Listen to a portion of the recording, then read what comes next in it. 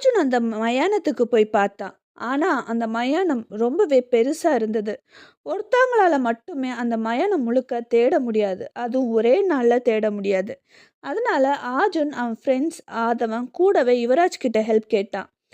அவங்களும் ஹெல்ப் பண்ணாங்க. யுவராஜ் அவனுக்கு இருந்த வேலை எல்லாத்தையுமே விட்டுட்டு அர்ஜுனுக்கு உதவி பண்றதுக்காக ஓடி ஓடி வந்தான். ஆனா, அவன் ஃப்ரெண்ட்ஸ் வர வரைக்கும் அவனால காத்திருக்க முடியல. அதனால, "நிலா, நிலா எங்கம்மா இருக்க? நிலா ப்ளீஸ் கத்து, சத்தம் குடு, நிலா" அப்படின்னு கத்திக்கிட்டே அந்த மயானம் முழுக்க ஓடி திரிய ஆரம்பிச்சான். அவன் கொஞ்சம் கொஞ்சமா யோசிக்க ஆரம்பிச்சான். அவன் ரொம்ப புத்திசாலித்தனமா யோசிக்க ஆரம்பிச்சான். புதுசா எங்கேயாவது தோண்டி புதைச்சிருக்க மாதிரி எங்கேயாவது இருக்கா அப்படின்னு யோசிச்சான். அவன் அதை தேட ஆரம்பிச்சான். மறுபுறம் ஆஃபீஸ் முடிச்சிட்டு கௌரி